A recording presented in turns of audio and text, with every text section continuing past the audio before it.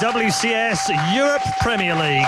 We are in the round of 16 and have already had 2 cracking games for you, and perhaps some surprises for some people. I know that Team Liquid in particular had Naniwa and Happy going through in their prediction thread. Well, only one half of that is true, and I don't think it's the half they were thinking was so far. It's still to be decided who makes it through this particular group in Group B. It's Group V for Volatile. That's what we're going to go for. And it's already been volatile. Let's take a look at the brackets as they are so far. And as you can see, we've had Happy and BabyKnight go through. Possibly no one predicted that one. Certainly no predictions on the WCS website said that it would be Happy and BabyKnight in the winners final. But one of those two will definitely qualify for the round of 8. And Vortex and Naniwa will go head-to-head to stay alive in this dual tournament format. $100,000 on the line in Season 1 alone here in the Premier League. So it's time for the winners match. It's going to be BabyKnight versus Happy. It's time to throw you over to our commentary team of Apollo and Kalaris. Thanks very much, Red Eye. We are now back to see who advances on to the round of 8 first. Will it be Happy? Will it be BabyKnight? I don't know. I actually don't know, because BabyKnight just keeps on impressing game after game after game.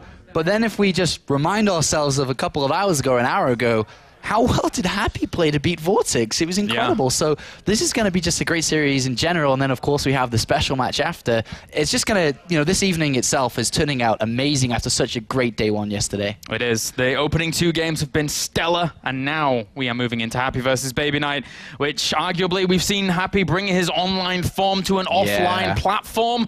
And BabyKnight now looking very strong, killing off his 3rd legendary European opponent in WCS so far. All right. So just to notify these 2 player styles, once again, we talked about it briefly with BabyKnight. Very aggressive, likes to micro, loves to be in your face. On the other hand, Happy is very macro-oriented, loves to be greedy. 3rd command centers, double engineering bays. If he can, he will. So their styles clash against each other already. So looking at the map, Star Station eliminated. Big wide open 3rd base, potentially. Blink areas to come into the main base. Newkirk is just... I don't think BabyKnight wants to play it. No, opportunities for drops to hit him there and there and just draw him really, really thin. Neoplanet S being removed here for Mr. Happy here as well. Interesting that. It's really interesting because as a Protoss player, the one I've played, and I know other Protoss players, they actually don't like playing against Terran on that map. So an interesting veto there from Happy. I'm not too sure the reasoning behind it, but it definitely is pretty big. Yeah, it's a good point that you bring up, though. I mean, before we actually talk about that Daybreak veto, the fact that on Neoplanet S for Protoss, if you take that 3rd, say you spawn down the bottom left, if you take the 3rd down to the very bottom as well, bouncing between that base and dropping in those locations is really annoying for a Protoss to deal with. So, and then Daybreak coming out for Mr. BabyKnight there at the end. Yeah, so we saw those 3 maps, Daybreak, Belshir Vestige, and Akalon Way. It's a pretty all-round map pool, to be honest. I don't think it's going to change the overall rhythm of the game, in all honesty. I think we're going to see what I'm expecting with Happy opening up, maybe greedy in game number 1, maybe normal game number 1, greedy game number 2, or vice versa. Depends on how he wants to play the mind game. Definitely feel that Happy's going to either do one of them. He loves to open up normals, or the other way, to show one thing, and then look for a slight cheeky advantage in the next game if he plays greedy in game number 2, or plays greedy in game number 1 and then plays normal in game number 2, expecting you to try and exploit it. So a little bit of back and forth movement from Happy, a very incredibly powerful Terran against Protoss. And at the same time, we have 2 teams from very, very similar areas. Empire and Na'Vi have been playing against each other. Well, I mean, Na'Vi have just breached into StarCraft now, but they've been playing against each other in Dota most predominantly. And from that point on, these 2 teams have got quite the rivalry going on here.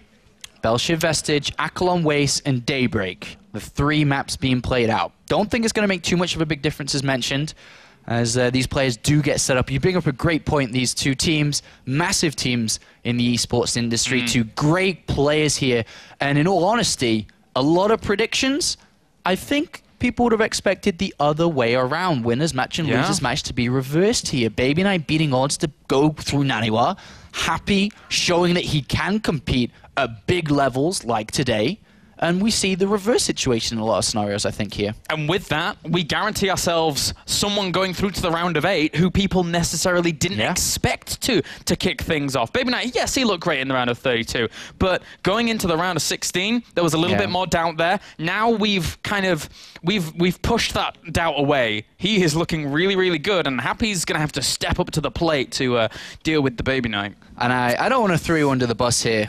Idra, not you, because I have made wrong predictions in the past, but I've got a good memory, and I remember the graphics at the start of this show, Greg Fields, and if I'm going to recite it, I think he had Vortex first, Naniwa second, BabyKnight third, and Happy fourth. Kind of reverse. Just keep that in mind next time you try to predict Greg. We shall see. Yeah, we shall see, Mr. Greg.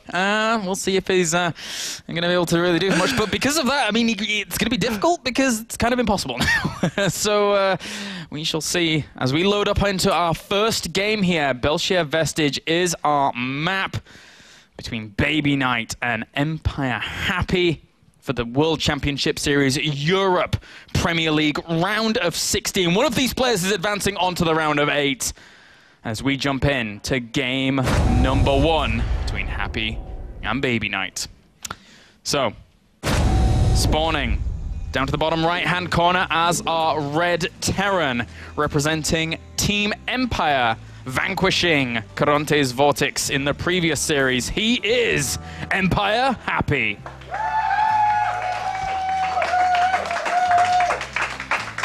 You can follow him at Empire Happy on Twitter. Oh no, it's Cult of Happy, actually. I got you there. All right, at Cult of Happy. All right, and spawning up to the top left-hand corner here as our blue Protoss. After dealing with Naniwa in the first stage, he goes by the name of Navi BabyKnight. And you can follow him at Navi BabyKnight. Making waves in StarCraft 2. Yeah. Absolutely making waves. Big ones, in fact, when it comes to his results and also his popularity. But when it comes down to these two players, they're, you know, how have they done in the past? Maybe against each other, maybe against each other's race. Well, against each other, actually, it's really, really damn close between these two players. We have 8 wins for BabyKnight and 7 wins for Happy in terms of maps. So very, very close indeed here. And this is, well, actually, Happy has the opportunity here if he takes the 2-0 or 2-1 to either tie up the series or take that little bit of a lead here in terms of maps. And BabyKnight, well, he's fighting for his honor. BabyKnight with the early probe scout here. Gateway probe scout is going to be trying to look in there, see if there's gas or not, see if it's command center first or not. Trying to build up a strategy and a thought process of how he's going to approach playing Happy. I think he's going to walk in and just see what he is expecting, I feel. Happy's a player that has a weakness, I feel, more so than a lot of players, is he's such a good, strong opponent, but he recycles and repeats his builds and strategies over and over and over, and I expect a similar style to come out from here today too. And a player like BabyKnight's very reactionary, very adaptive, and I think that BabyKnight would look to exploit a couple of things if he can find the right angles to do so. Yeah, he likes to mix it in his own flair, that's for sure. And he has a lot of tricks up his sleeves in terms of going into the mid-game. Probe does end up dying off in the end here, but he can mix in quite a lot of cool things. Like, for example, the Colossus, you know, kind of fake out that we see from a lot of Protosses. Sometimes can actually even go for the reverse, which we've actually seen in the round of 32, not necessarily from BabyKnight, but in terms of going for, you know, like Archon, faking kind of Archons and then going into Colossi. I believe that was from Naniwa, actually, during that round of 32, but still, Protoss, versatile there, versatile. Happy probably wanted to get an engineering bay down there, considering there wasn't a Zealot and there wasn't one built. Couldn't quite get it in time. Did go in to spot double gas. That's going to be difficult to a certain extent to deal with, but I believe that he's got his timings down well. We saw his Mueller's timings previously. I think if he's going to play this greedy as we're seeing with 3 command centers, as expected to see in this game, whether he'd start with it in game 1 or game 2, this is the map. I mean, he's got his timings down if he's going to do this, I mean. One thing to note with Happy, and you know, you've played Terran, you've watched Terran. At 10 minutes, what if the Terran plays normally, what's kind of happening? at 10 minutes against Protoss. Where are we going? With Like the with Protoss? with Terran against Protoss. Ah, right, okay. It's like Stim, +1, Yeah. all coming across. You're getting this 2 medevacs and trying to Exactly. power forwards. But what will happen in this game, by the 10-minute mark, he'll have everything and more. He won't, at that previous 10-minute mark, with a barracks command center, he won't have his third base down in position. He probably won't have extra production down, and he won't have a lot of engineering base yet, because he's playing slower. In this game, because of that third command center, he's going to be able to have all of it much faster in the game. And he's going to be so powerful at 10 minutes, but look what we see. Yeah, 3 extra gateways going down here for BabyKnight. Could apply some 4-gate pressure if he wants to. Oh, he's going to.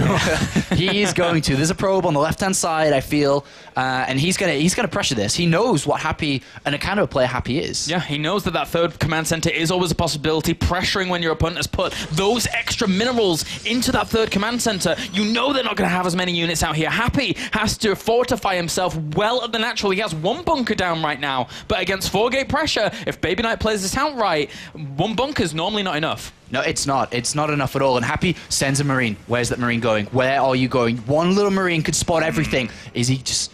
Okay, he's just staying there. That will give him heads up. It will give him a bit of a warning. Only a couple of seconds warning. If he'd obviously go further, it'd be better for him. But still, Stim only just coming down. Engineering base coming down at a good time to deal with anything. Mothership core, probably not the best use of it, I feel. I mean, he's put Marines in the main base. Maybe that's to keep the Marines there. I suppose, actually, that could be smart if he keeps Marines in the main base to threaten that the Mothership core's coming in. So actually, it's really smart. And he takes down the bunker quicker if he gets here in time. Here we go. This could be big. He needs to get the perfect force fields down here. The SCVs come off the line to try and deal with that, but he's not repairing them as well as he would like to be doing. He's sealed off the entirety of the bunker. No more repair. There's not that much DPS here, though, for BabyKnight. He has to be very, very careful. The sentries are now under threat. The Marines move on forwards. The Zealots aren't really doing too much there, and he will push BabyKnight for now. He's going to bounce back harder than ever. Mothership core's in the main base, doing damage. 3 Stalkers just got warped in. They're going to come to the Marines. The SCVs are being pulled because he knows he's in danger. It's going to be a micro battle 4. He's in a lot of danger. Those SCVs trying to do a good job against those sentries and do actually take them down along with some of the Marines. But BabyKnight controlling pretty darn strongly here at the front as well. That Mothership core did end up dying off in the mineral line, but it got quite a few workers. 15 workers have actually died off in total right now. 54 supply here. And look at this micro. He's just not losing units. He killed off so many Marines for so little. 1 bunker, 2 bunkers, 4 Marines in total. Only 4 Marines. That's not a lot of DPS. Despite 2 bunkers going down, SCVs are going to get targeted. Behind this, gases are being taken. BabyKnight's having a follow-up, so he doesn't necessarily need to kill his opponent at this point, but he's doing a lot of damage. Yeah, he almost killed off that bunker. It was just so close from actually going down, but he wants to retain the units. It's far more valuable to keep them alive, bringing them back, microing them, keeping them retained and good to live, whilst he brings in more reinforcements. He's going to hold. BabyKnight cannot warp in any more units. If he does, he's going to lose. What he needs to focus on now is coming back home. Warping in a Sentry and 3 Zealots is so risky. I feel that he may want to go back home because Stim is done. Stim is going to push all this back. We're going to have Medivacs coming out soon. Widowmines coming down as well as +1. This is very dangerous. A bit of a risk to warp in these units. I don't think this is going to be breakable. Third bunker is coming down as well. BabyKnight needs some tech back at home. He's got 4 gases. He's spending that gas in sentries. The SCVs are positioning themselves so well around this front bunker, and more bunkers are going down, making sure that he can retain himself a good position here. That's a lot of Zealots, though. They're going to tank a lot of damage against these 13 Marines that are out on the field. Where's One Widowmine tries to get out here, and yeah, you're right. He's not actually going for that stim whatsoever. This is kind of difficult for him to really deal with. Why isn't he stimming? This is such a big mistake. He's got stim. He can stim in all the bunkers. He can stim all the Marines behind it. I don't know why he's not using it unless he doesn't want to and say that I can hold it anyway, and if I stim, I'm just going to be in more trouble, but it's a difficult decision to make. He doesn't kill off that bunker. It's being repaired once again, but he still killed off so many workers. 29 have gone down. Right now it's 42 workers to 19 in favor of BabyKnight. There is that third command center to replenish, but BabyKnight just keeps on going, man. I don't know if not stimming was the best decision. I feel he should have there. With 3 bunkers going down, he wouldn't have lost all those SCVs. The Medivac just popped out or will just pop out. Behind this, the follow-up is going to be Zealot Charge and an Armor and probably into Templar Archives. A smooth transition to make here. But with the Medivacs out, Combat Shields now finally coming in. Widowmine down too, there's no detection. I have to ask Apollo, do you think he goes for a timing with this on like more gateways on this 2 base, or does he just play it out further He has to play super safe. Like, he adds on gateways, not necessarily to attack, but to defend more so, and then try to take a third eventually. In terms of technology, he's slightly behind, with Combat Shields on the way, +1 down. it's with that Widowmine there, this is very difficult to break. Yes, BabyKnight does have an advantage. Great pickup. I'm not sure if that was spotted. I don't think it was. The only way BabyKnight could really make it work against that Widowmine would be sending in something like hallucinated units to try and soak it up before actually pushing on him with this army composition he's got, but he needs to retain the energy on sentries to try and make force fields happen and stuff like that. Yeah. Admittedly, though, Happy has lost a lot of mining time because of his SCVs always being wary of that assault. That's a pain because he doesn't know it's there, and now it's about to come in. At the same time he's attacking, and all of a sudden he's like, oh, I've got to warp in units back at home. 4 Stalkers get warped in. These units still without combat shields, a bit of an annoyance. Should be able to, well, it's going to be difficult to actually hold on there. He will push him back for now. He's focused down at Medevac, putting a timer on it, and BabyKnight has retreated from the front of his opponent's natural. So Happy breathes a sigh of relief in terms of getting himself back into this game. 34 workers to 46. Happy recuperating. The difference in supply is only workers. Army supplies are identical. Upgrades even at this point.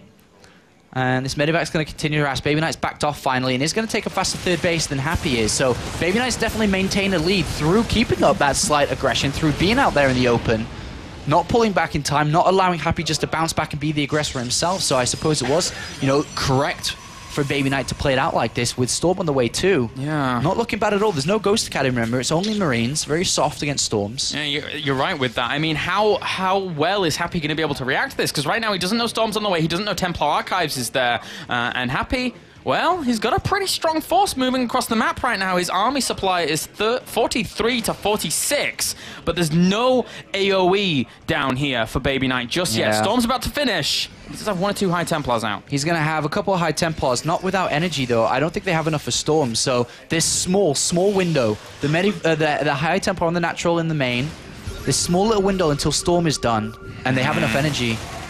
Sacrifices 1 Zealot. The Zealots need to move into position so they can actually keep themselves defended and good to go. Nice Widow Mines. Yeah, those Widow Mines are well placed here, but the Stalkers from the back here, he actually does a very, very good job of staying up and killing that off whilst negating the damage from the front, really not allowing those units to catch up to him. Even the charge really not being too useful here. This is the micro that Happy is well known for, really controlling this bio very well. 97 supply right now to 78. BabyKnight, oh, he forces the cancellation on that third base and landing a factory there could be even more annoying. Happy got in there before Storm was ready. Like, that's perfect. Storm now is ready. He's got High Tempo ready to use, but he needed them earlier. If he takes down that Nexus, that's going to be catastrophic there for BabyKnight. And BabyKnight has to be so careful as well. He drops one of the Storms. He doesn't really catch too much of that bio. Bio's still a big, big threat. There's still those Widow Mines as well. They are on cooldown, though, so he can't actually utilize those any longer. There is energy on the Storm, and he does go down on a little bit of that bio, so he does clean it up for now. A good defense in the end there by BabyKnight. But more units are coming. We'll see where they go if they're going to get dropped in the main. I think they probably would at this point, since he hasn't got all his forces there. But wow, Happy, again, playing with fire with his builds. If you look at Vortex and how he held on just, this game held on just. So close. It's so close, and Mobius Reactor is going to finish up for those ghosts in a second. So that's going to allow him to be more safe against these High Templars. He needs feedbacks, but I mean, that wouldn't have killed the Medevacs off anyway. This assault doing very, very well here for Happy. He knows he's kind of constricted BabyKnight in positioning, so he's going to try and bring down a Forge. He's going to get the denial of that upgrade, and even a few Zealots for free if he sticks around for just a second longer. Yeah, he picks up 1 Zealot. We'll get out here as the Stalkers come in and the High Templar too. But a great game again from Happy, taking the supply lead and about to take his third base despite being under all this pressure, dropping down again massively in SCVs, but being able to recover with mules and then being able to force an attack at the perfect time. Yeah. If Storm was ready, I still wouldn't say that BabyKnight was in a perfect position to defend it, because he only had, 2 Storms and he needs to defend at the same time again, like here.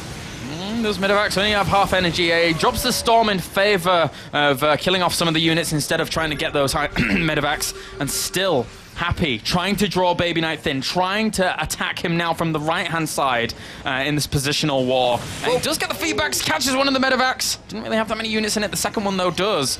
And, well, he's still constricting his opponent's third base. Yeah, that's the biggest point to make here, is that the third base isn't down for BabyKnight. He's got a lot of money, wants to get the third down, can't. Behind this, the third is down for Happy. And this drop is going to finally get picked up for BabyKnight, but still, he's desperately behind and in need of a third base. Without that third base, he can't make the switch over to Colossus, and that's the biggest point to bring up here. If you can't make the switch over to Colossus, what happens when there's more Ghosts than there are High Templar? Yeah. You're not going to land the Storms, and then you're in the same position that he was earlier, when he can't deal with the mass bio force that Happy's going to have.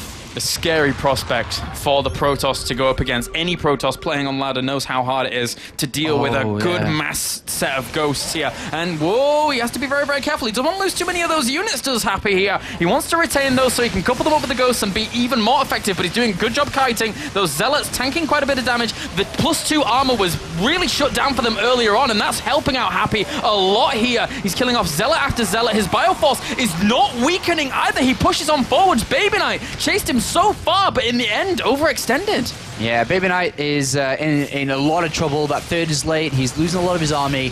And now a couple of high Templars go down. As Scan goes forward, seeing 3 Templar, 2 just getting warped in. Do you even have a Storm? Do you even have anything to stop me right now? I'm on fire at this point. And down they fall. And with 1 high Templar, I guess that one's got a Storm. It has a Storm. All he has to do is dodge it. And with continued reinforcements, the pressure's going to keep on.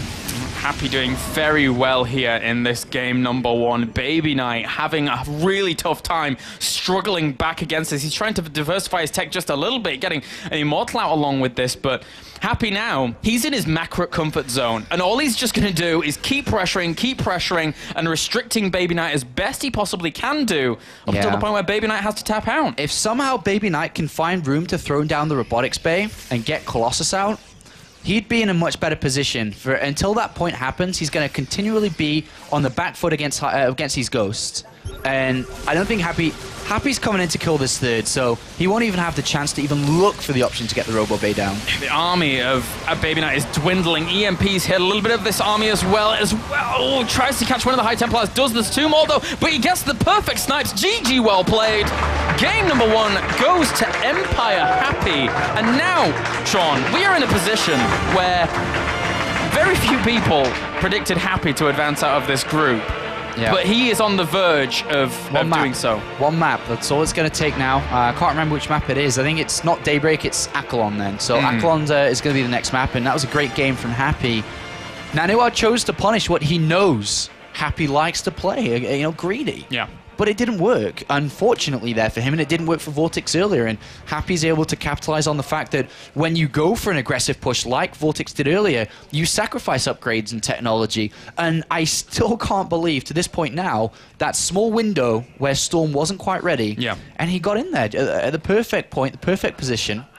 And from there on out, you know, BabyKnight was just on the back foot, but it's going to be about composure now. So far, BabyKnight hasn't really looked like he needs to play from behind in any of this series he's played so far. He's always been the guy coming in, surprising everyone, and continuing forward. So now the pressure's definitely on him. Otherwise, he can go back down to the lower bracket or the lower side of the group here, where potentially, depending on how the Naniwa Vortex game goes on, can have a rematch. Yeah, you're right. And, I mean, coming into this series, BabyKnight hasn't actually had to deal with Terrence, going up against people like Grubby, Stefano, Naniwa. So we've seen that his PvP and his PvZ are very, very strong, but going into that game there and seeing how Happy was able to just play very, very well defensively, I think that BabyKnight's strength, which is his aggression, isn't really going to work out that well against Happy in the end. Yeah, and this is going to be the true test for BabyKnight on this next map, Kalaris, because it's Akelon Waste, a map where Protoss players love to go blink play against Terrans.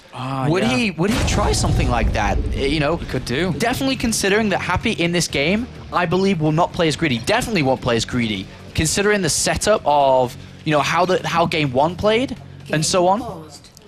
I love how pause it then, man. You know, pause it yourself. But yeah, looking at how game 1 played out, knowing that he got greedy, almost lost. He wouldn't do that on an aggressive map next. No, it can't happen. There is so much potential here for BabyKnight to go for that blink play. We'll outline that in just a second, as we have spawning down to the bottom right-hand corner here as our Red Terran. Currently 1 game up, 1 game away from advancing on to the round of 8 to be the second Terran there joining 4GG. He is Empire Happy.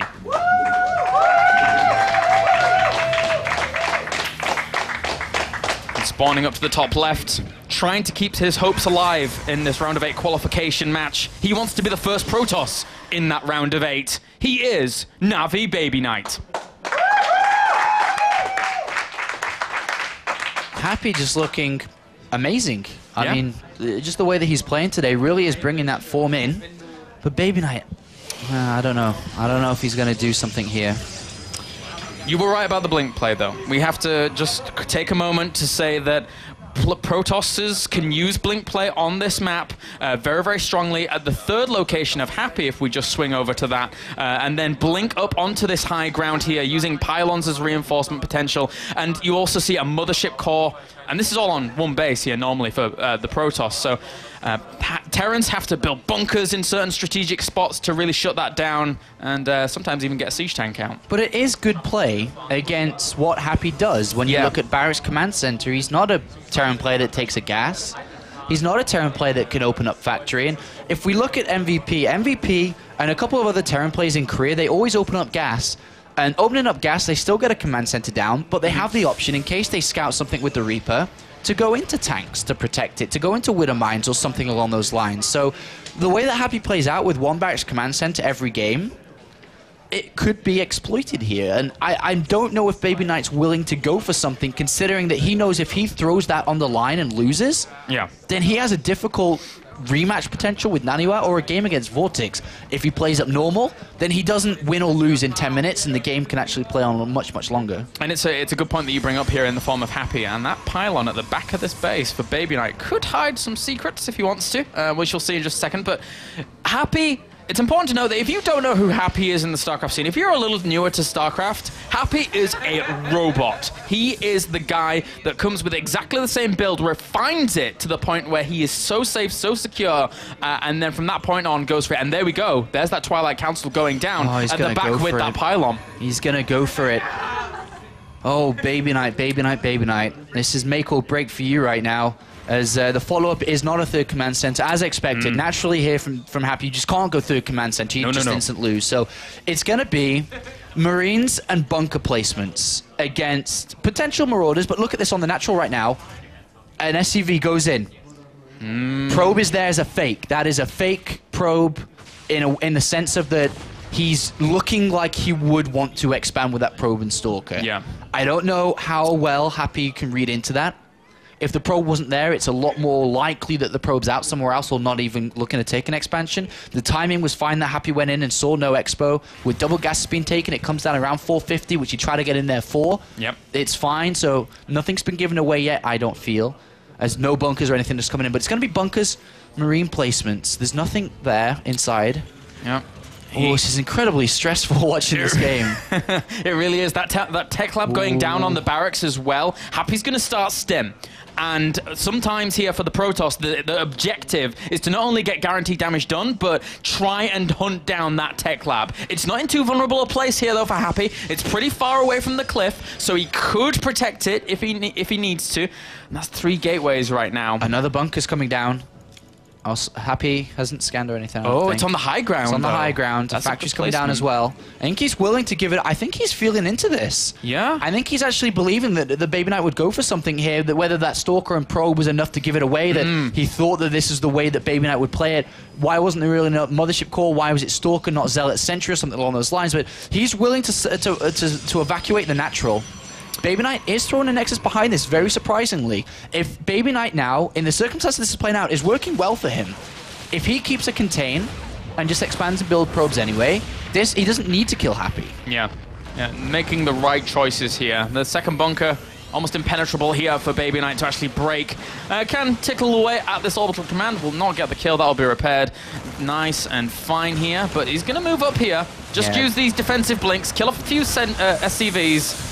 Oh, but he loses the Mothership Core. Loses the Mothership Core, and not the best blink efficiency either, so this isn't the best fight here for BabyKnight, and Happy's going to know that. Remember behind this that BabyKnight still has sacrificed economy and tech.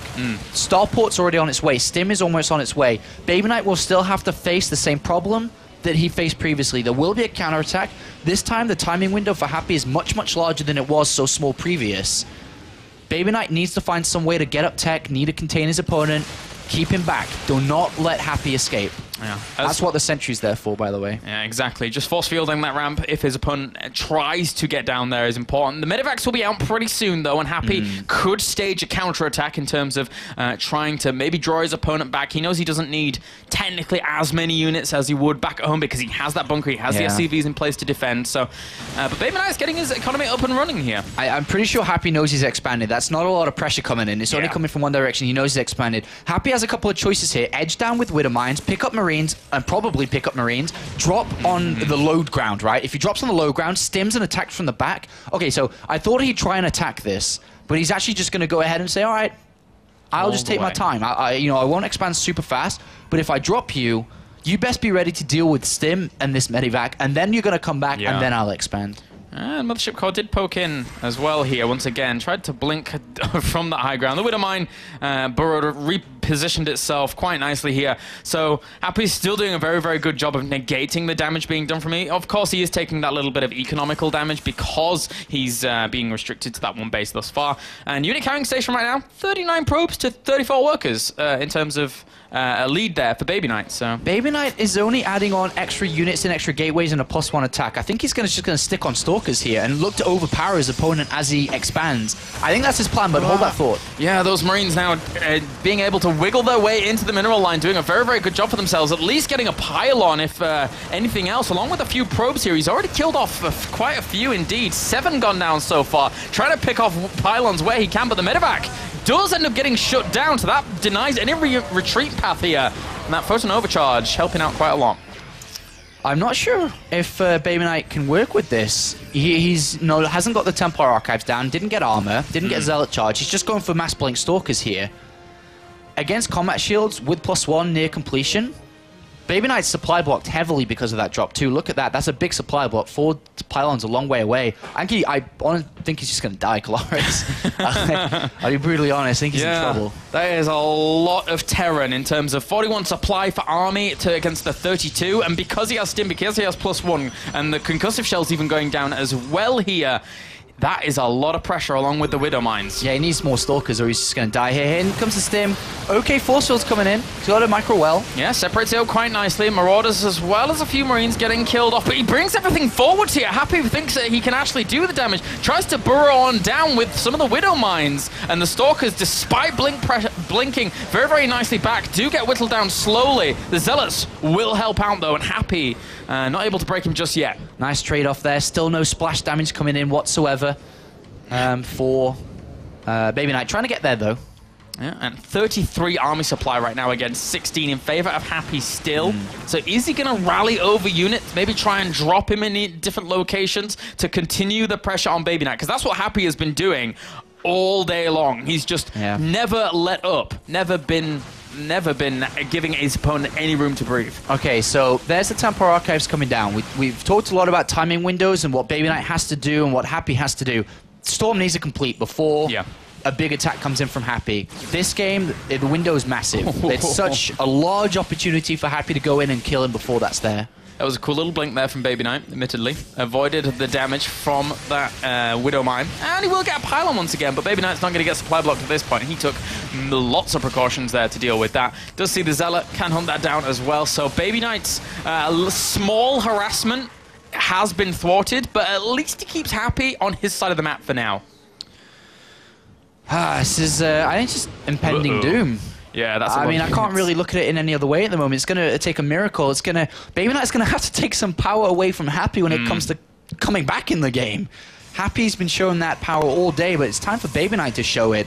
Storm is on its way. Templar getting walked in plenty of time. They will have energy by the time Storm's done. But that drop in the main base, actually, High Templar's going back. The Medivacs, they haven't really had that many fights, so the energy's relatively high. Not high enough to kill them, unfortunately, but to bring down the healing power with a couple Stalkers or units underneath. He's just out of position. That army is far too big. The feedbacks go down, but the Medivacs don't die in the end. At least they've been cut of their energy to actually fully support this, but the Nexus is being focused. That is going to fall so rapidly. A good pick off there from Happy, really limiting what BabyKnight can do. He's just going to take the straight-up engagement as well. He doesn't care about Blink. He knows that if he does some damage here from this point on, he even sees the Templar Archives, he's going to be in a good spot. Yeah, Templar Archives, which means the Ghost Academy should just come down, fortify his win. The Medivacs get out, which is going to be very annoying for BabyKnight. third command center down as well. And BabyKnight is in trouble. He's got this new Nexus coming down, has to build 2 at once, of course, inside the main base. 2-2 on the way. BabyKnight's upgrades are just now starting 2-2 himself, so not incredibly far behind. He does have the Templar out now to start to deal with this, but if you look at the numbers, it's a numbers game now, unfortunately. It's 58 army supply to 42 in favor of Happy, which means there's only going to be a certain amount of storms that can cover that large range of numbers. Yeah. And so eventually, if the storm runs out, then so does the game, unfortunately. One big lead in terms of income right now for Happy as well. Sitting at around 1,700 minerals income. Drops the scans. He's exactly where his opponent is positioned, and he's going to try and target down a Nexus. He has to be a little bit careful, though. That's a good amount of storms that he actually has in retention here in terms of those High Templars. Does kill off a little bit of this Bioforce, but all Happy needs to do is bring himself some Ghosts over and perform as well in terms of the EMPs as well as the snipes that we saw in game number 1. So BabyKnight is actually doing really well to keep alive at this point. He hasn't died to the timing before the storm got out, which was quite big. Yep. He's now spawning this, so comeback could be possible here from BabyKnight. Not all is lost. He's still in a bad position, but a couple of feedbacks. The energy's high. The energy's high on these, Kalaris. Yeah, it is. He almost clips him. He gets him with one stalker, but the other one does land. Good. That is a very nice cleanup there for BabyKnight, and with that, the supplies are even, but he's going to target down the Nexus. He brings it down. A nice snipe out there from Happy. Despite losing those medevacs, he really actually keeps himself well in this. Oh, that was looking good and then bad. I mean, he stopped the drop and then lost the Nexus. Oh, those splits were so good there by Happy as well, avoiding storms. He doesn't even care at that point. He's just going to run them down. He's going to take out those High Templars. Archon morphing in, but those Marauders saying, not today. Yeah, not today. 2-2, about to complete here for Happy. And Ghosts are starting to, I think, make their way in. 4 Ghosts are on the field with Cloak Beam research as well. The Observer count is at 3. I think there's one at the north side, one just there where the Ghosts were, and then one in the middle of the map, or middle left-hand side. So they're not with the army, is basically what I want to say here. So that could be a problem. And this is going to be a difficult hold again by BabyKnight. So close with some of these holds, but everything he does to hold, it just unfortunately furthers closer towards Happy. Even just that Observer snipe is really annoying here. Yeah, Happy now just has full control of this position, and he can actually just push in. It's 73 army supply to 45 right now. He blinks forwards. He's going to try and pick off the Ghost. Cloak is not done, so they go down pretty fast. They're trying to hunt down the High Templars. They get 2 of them. There's a little bit of energy left, and it does clip some of that Bio, but I don't think it's going to be enough. This Bio just absolutely shredding up this Gateway Force. No Stalkers left. GG, well played. And that means Empire Happy advances through as first place here in Group B. Emotion, I saw it. Emotion. I can't believe it. He showed it. He's happy. He's happy. Look at him. That's Happy, everyone. That's Happy. Oh, wow. Through as first place. Through as first place today. And emotion, a bit of emotion there for the audience as well. And he must be feeling over the moon at this point. That's a big day for him. We talked about how he needed to come and prove who he is. He did it. Yeah, I'm happy for him. He stepped up, man. Oh, wow. He did step up. So now Happy advancing on to the round of 8. The second Terran there joining for GG. And Terran's not doing too badly. Mr. Happy here, he's really stepped it up. It seems as if those offline nerves are diminishing pretty fastly. He's looking great here today. Definitely setting himself up for the round of 8. He's going to stay in the Europe Premier League now, the WCS Europe Premier League. It's great news for him. And he will be competing in a couple, well, I don't know, 10 days or so next weekend. So that's great news for Happy. But now, more importantly for me and you and everyone else, the bottom 3 of this group is so interesting. We have BabyKnight now joining Naniwa and Vortex. That is pretty cool. That is pretty cool. And we'll be back with that right after an interview with our victor. Let's see what Happy has to say about that series. Thank you very much.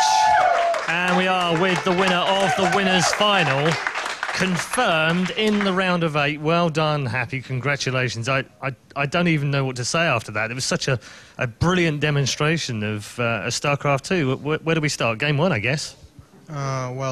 He tried to do some kind of all-in from 2 bases, but I hold on on the very last workers. I just thought for a second if I didn't set up 2 new bunkers when he attacked me first time, think I would have lost, but gladly they built up, and then everything just went better and better for me. Okay, and then game 2 seemed a little bit backwards and forwards at times, and there was some pressure from him and then some pressure from you, and then there was a nice little moment at the end where you sold him a bit of a bait, where you sent those medivacs over just to let him have those almost, but actually you were going to get the Nexus at the other side. Was that was obviously part of the plan, right? Well, honestly, I just expected him to play this strategy. He almost always plays being stalker on such maps, so as you see, and I made a bunker just with one marine, then made a bunker upwards, and I was completely prepared. Well, afterwards, it's mostly about how, after he went back, after trying to do Blink Stalker all-in against me, it's mostly up to him how the game will go afterwards, because if he doesn't deny my drops, he will obviously lose, but if he will go back to his base and play completely defensively, he should win, I think. But, well, I had pretty good drops, but I think I should have dropped mines instead, because he had no detection, would be better. So your teammate Cass was, I mean, obviously because he's your teammate, he's going to be supporting you, but he was like convinced that you were going to win this. Absolutely convinced. Is that because of the training? Is that because of the talks you guys have had, or is it just solely down to your practice regime? How do you know that he was convinced? Well, I don't know.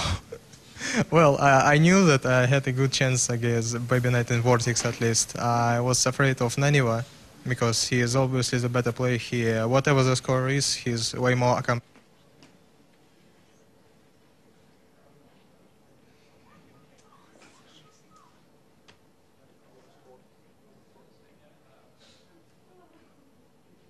Group can beat anyone on a good day. Is that fair? Yeah, why not? Okay. Next is round of 8 for you. So top 8 guarantees you Premier League for next season as well. Who do you want? Who do you want in the round of 8? Anyone? Nobody. But well, just you have to play someone. You have to play someone. Well, I'm already satisfied that in the very least way I will be seated in the next Premier League season. But for the top 8 remaining matches, I want to place within top 5 to get a seat to the finals. All right. Well, good luck. I think whoever I play it will be very difficult because only very good players left in top 8. You're one of those good players, Happy. Congratulations. You are through to the round of 8. And we will have more action. There's still 2 more games to come, so still plenty more action for you to enjoy this evening, only on the World Championship Series Europe. Let's go back to our commentary team. Thanks very much, Paul. And you know, Apollo, the World Championship Series Europe, Premier League, or just the World Championship Series in general, for me, is epitomised by things like this. People coming along and performing wildly beyond their expectations and taking these games and then really making a name for themselves. I mean, BabyKnight made a massive name for himself last year, we talked about, and it looks like it's Happy's turn this year. Coming into it, especially last year, he didn't perform as well as he wanted to. I think he went out in one of the very early rounds at WCS Europe last year. Yeah. But coming into today, he's made a round 8, and I'm pretty sure he's very happy with what he's done. It has to be done, unfortunately, guys. Sorry about that. But now we move on to the final 3 in this group in the form of Vortex going up against Naniwa. Yes. And then the winner plays BabyKnight. Yeah, potential rematch if Naniwa makes it through Vortex, or we could have Vortex up against BabyKnight, where BabyKnight, remember in the previous round, was able to beat Stefano, so he could repeat success against Zerg, or we could have that rematch. Either way, whatever happens from these next set of games, it's going to be pretty good. Yeah, I think so as well. These are going to be some pretty awesome games, especially Vortex and Naniwa. Nobody really expected these two to actually face off in the lower bracket. We are going to lose one of these players in the Premier League in just a moment. Yeah, it's not just losing this game, they're out of the Premier League. That's massive. It is, and who expected that? Again, out of people like Vortex and Naniwa, arguably 2 of the favourite tier in this group. Yeah. In the round of 16... It's a big loss. That's a big loss indeed. And I think Paul's ready, Red Eye that is, with some social media. So I'm going to pass it over to you, Red Eye. Thank you very much. Yes, we have a check-in with some social media first. We've got the, formerly fired Reddit trawler, the Hubner. We've got him back. We're not paying him now. But that seems fair recompense for what he did to us earlier. So, the Hubner, I thought I was pretty right on with this. At the start of the night, no one expected Happy to win this group, but there's been a few tweets that were sort of actually saying, hey, I got it right. Well, at the beginning of this day, when Happy played against Naniwa, no one expected him to win. No one, except for Cass. And then now he went on and won this match, and actually Mana tweeted about it and said, Happy in WCS and Heart of the Swarm looks like Happy from Wings of Liberty, just with faster medivacs and better skill, so overall better. So the new improved Happy, that's what Twitter thinks. Well, that's what Mana thinks anyway. Yes, he does. Okay, so what else have we got in terms of social media? Have you been trawling Reddit like a good employee or not? I have been, but there's not been much going on Reddit. Liar! I can't believe there can't be anything going on Reddit. There's no way. Most of the people are on Team Liquid. That's fine. I'm okay with that too. What's the live thread going like? Are they talking about Naniwa? No, they're actually talking about both BabyKnight and Happy. They're talking about how they're kind of sad that BabyKnight or Naniwa are probably not going to advance. So. And you're not leaving us because the PC's bad or anything, are you? No. Okay, good. Right then, so we will take a quick break, and when we come back, we'll have 2 more matches to go in the World Championship Series Europe Premier League. Don't go too far away.